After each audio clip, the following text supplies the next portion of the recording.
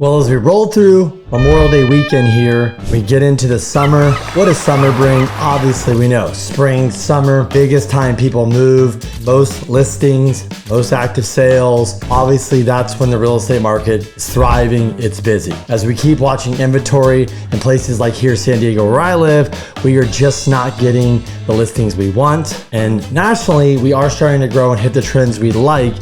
Still nothing aggressive, but what I'm thinking about, we have tornadoes, thunderstorms, flooding, hurricanes approaching. We already have major insurance problems in places like California and Florida where you're just getting dropped left and right. It's out of control. And as we go on with summer, with all these crazy storms, and as I shoot this video, over Memorial Day weekend, there was another slew of storms that moved through the Midwest, Kentucky, Oklahoma, I believe. Major damages, major tornado damages.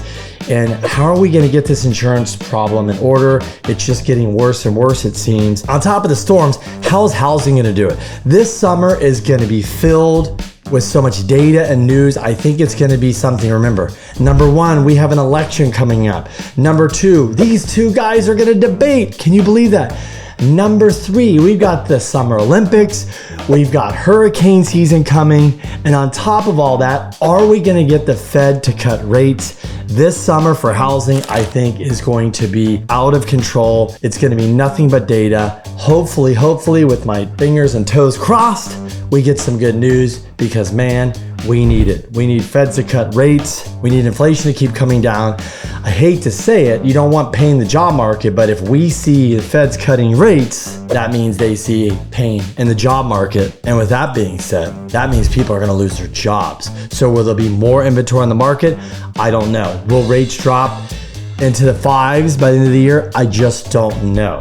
But will the Feds cut rates? That is the trillion-dollar question. That is what the global market wants to know too as well. Us here at home, we're wondering. And on top of that, we have looming wars that don't seem to be stopping, giving up. There's always something to unwind. But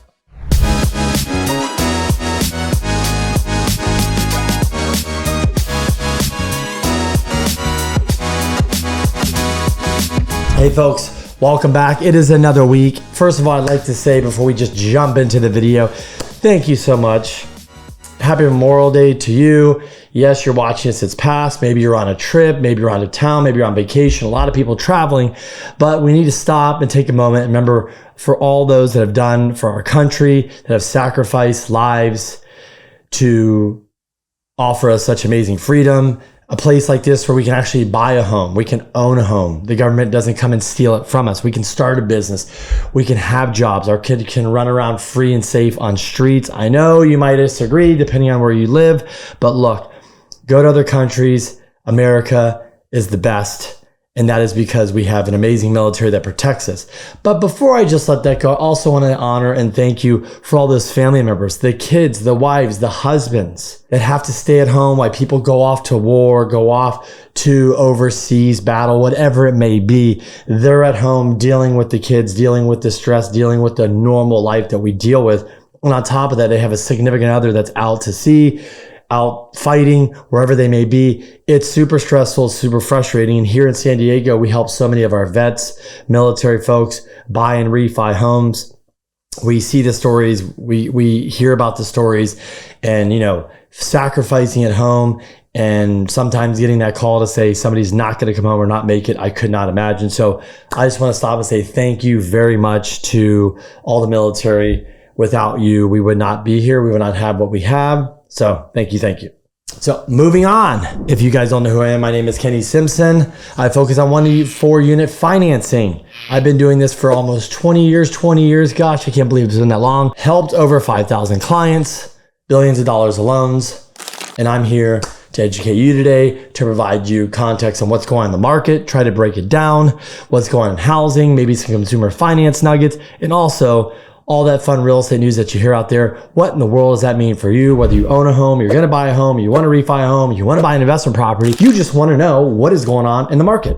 If it's your first time here, thank you. If it's your 10th, 20th, 30th, 40th, 50th time, whatever it may be, thanks for watching. Thanks for checking in again. Welcome back. And you guys that have been here for a while, you know what we get into. But if it's your first time, what's the most important thing that we care about besides interest rates in the real estate market? If you said inflation, my friend, you're a genius, you're correct. So let's dive into it. All right. Our target number is 11,000 plus listings for the week nationally. Just to remind you folks that are new, that number is actually terrible. That is not a good number, but below that is worse than terrible. So there's terrible, then there's worse.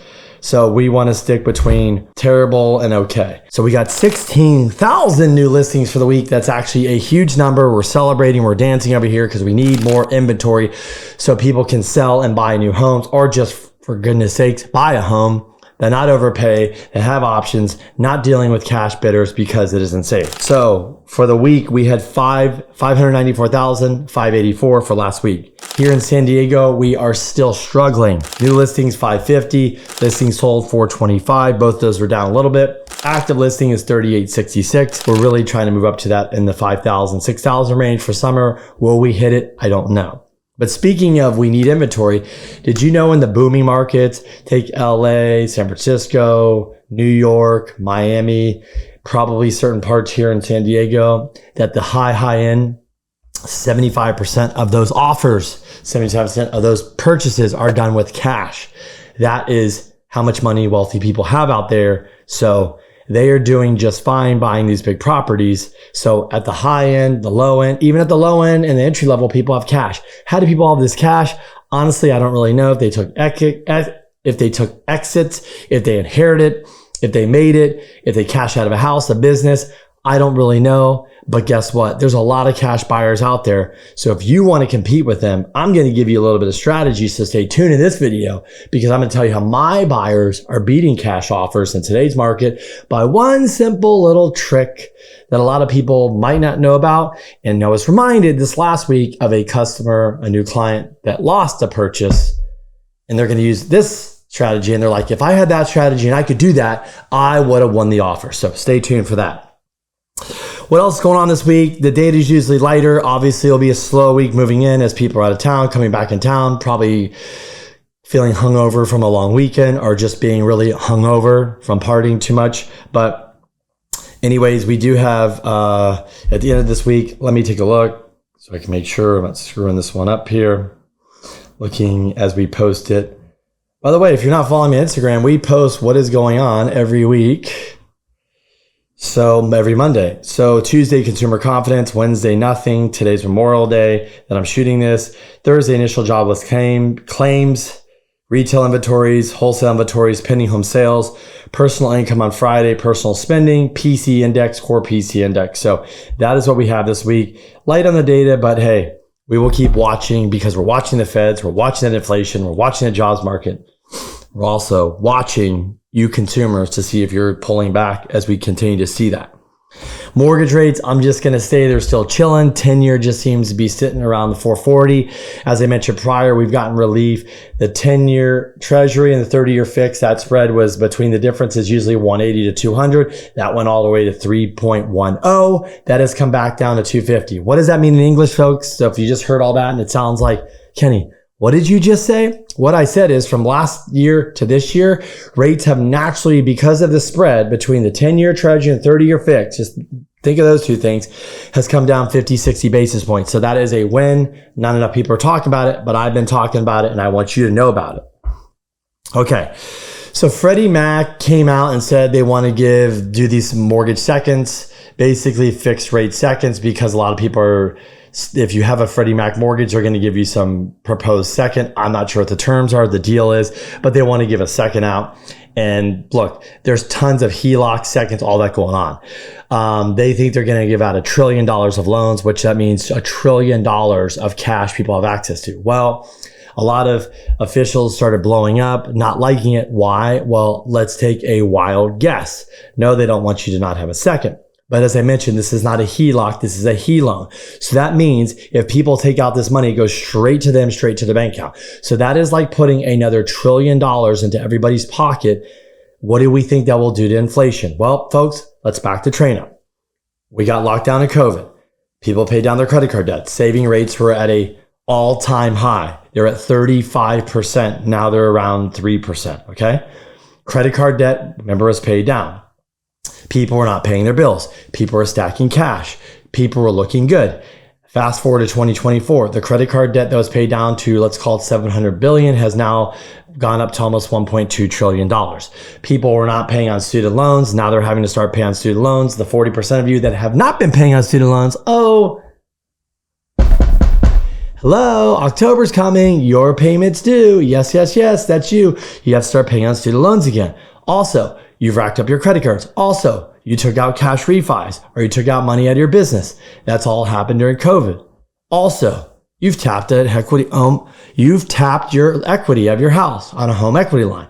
What I'm trying to tell you, folks, first it was they blow through their savings, then they tapped their credit cards, then now they're tapping the HELOCs.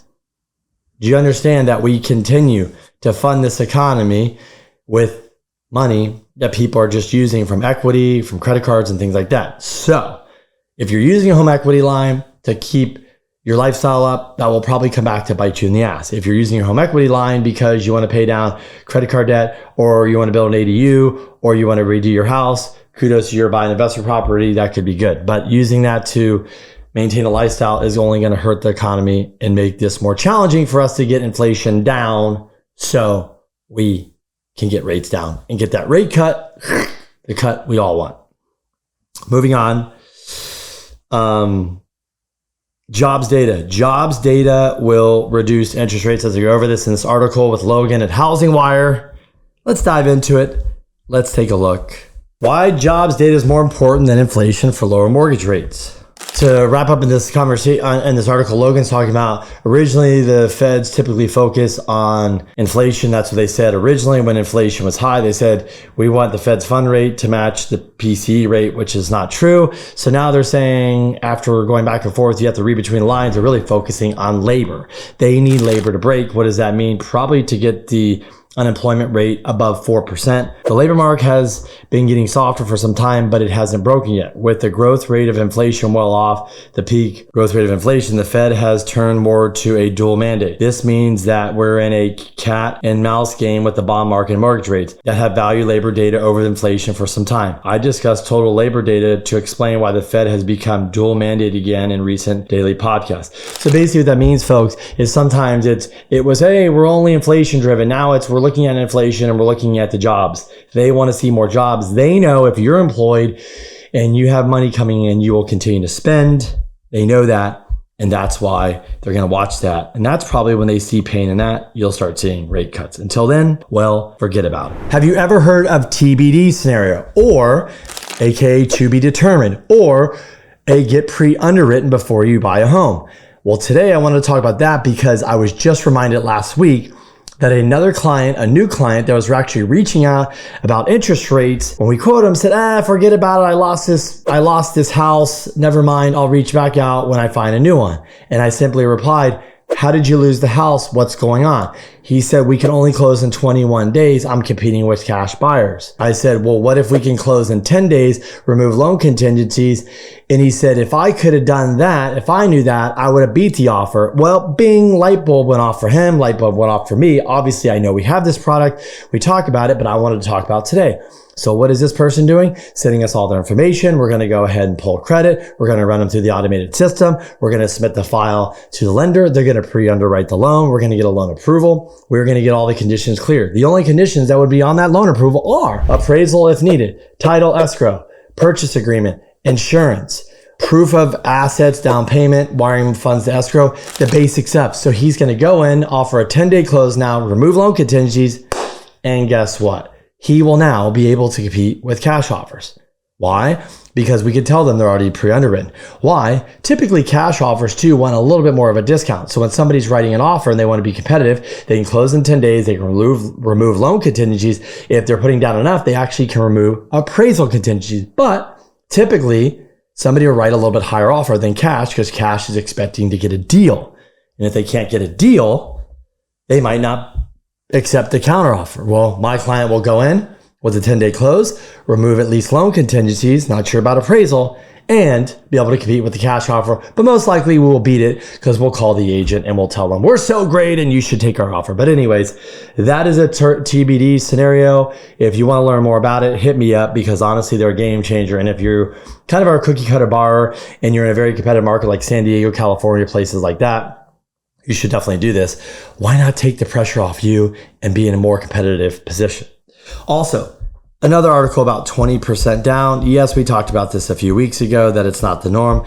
But you know what? It keeps getting brought up more and more and more.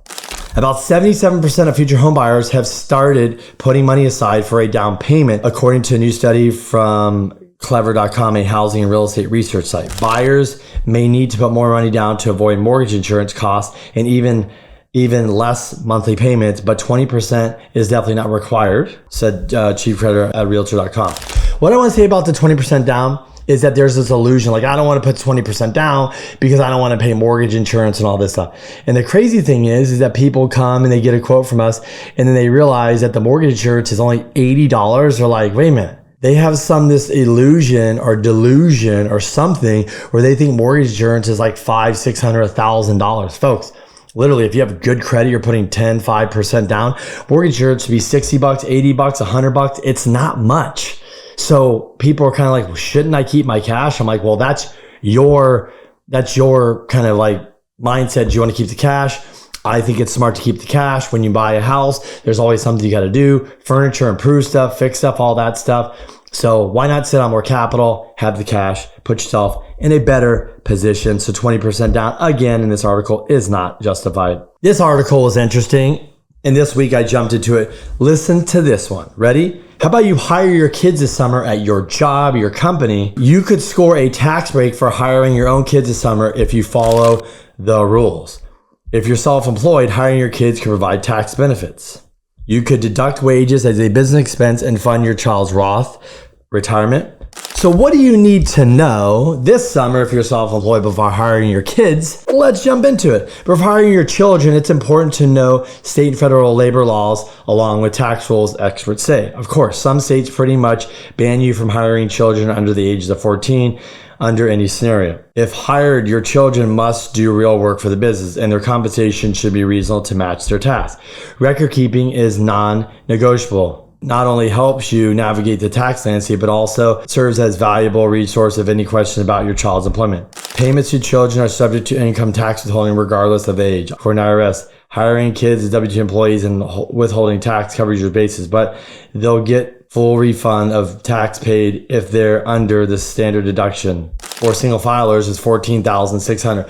So if you're going to hire your kids, just make sure, talk to your CPA, just make sure you follow the laws and make sure they're actually doing work and you're documented. Look, in our industry, people are hiring their kids to do marketing, going on Instagram posts, YouTube, on posters, flyers. You can hire your kids to drop off flyers, help organize stuff in the office, whatever it is. Great strategy to get the kids in the work mode, get them outside to do something, even if it's for a week or two, but also earn a little bit ching, right? So maybe they can take some money and they can go spend it on something they want. And they'll be like, man, I worked that hard for that and that's what it costs. I don't want to buy it now. Well, guess what? Now you know how we feel, kids. And wrapping up this week, this article, I'm not sure how I feel about it.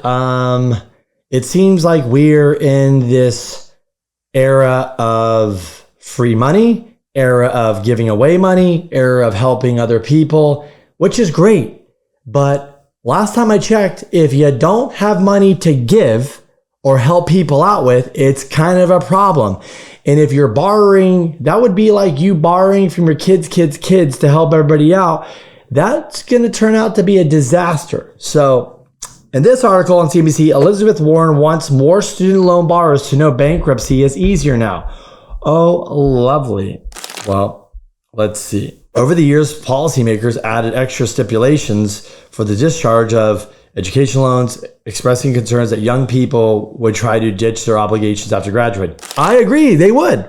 Just saying, kids, sorry. As they grow, borrowers were often asked to prove a certainty of hopelessness. And government lawyers battled most requests. Between 2011 and 2019, more than 99.8% of borrowers who filed for bankruptcy did not get their student loans discharged, the senator wrote in a letter. Discharging student debt in bankruptcy is now easier. Lovely. Thanks. Cool. Go to school, rack it up, and then just go file bankruptcy. That is really what we should be educating our kids on. While government used to fight discharge aggressively is almost every case, there is now a new policy to agree when the borrower can show financial need and history of good faith efforts to pay the loans. I've helped several people take advantage of the expanded ability. Many borrowers are not aware of changes. Here we go. More than 43 million borrowers in the United States carry a total of $1.6 trillion of student loan debt, and more than 2 million borrowers have been repaying those loans for the last 20 years. DOJ and ED must work harder to encourage borrowers to seek relief and deliver what we requested. The Department of Justice and Education Department did not immediately respond. Many law firms continue to refuse to take on these cases she had because of the low success rate in the past. She said one attorney told her that he did not want to spend the time updating his strategy on the new procedure before the election. If former President Donald Trump wins the election, experts say there's no guarantee that the more lenient approach would come to an end. But for me, this other attorney says, that makes it even more important to take advantage of the litigation approach now rather than waiting. Gill said, I tell current clients that if they want to pursue discharge and are eligible, they should do it now before November. Sorry guys, I don't agree with this. If you go to school, you rack up the debt, you should pay it off. That's why you're going to school. Shouldn't you be going to school to come out, get education? I do agree that if you came out and you had some crazy medical condition, disability or something like that, could they discharge it?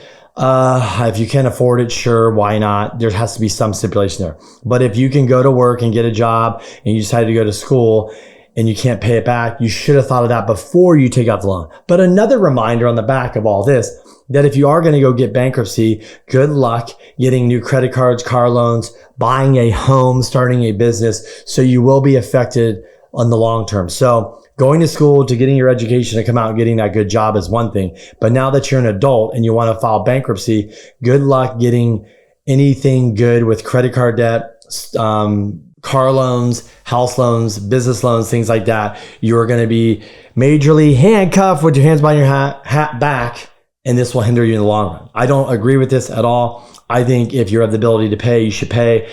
I think we're giving too many loopholes for people to play games about all this stuff. But hey, what do I know? I'm just a guy that did not graduate from college, but I paid my own tuition and I already paid all that crap off, but I did not graduate. But I'm here, just a guy working hard, self-employed, building a business, paying my tax on time, and hiring people and trying to grow my team.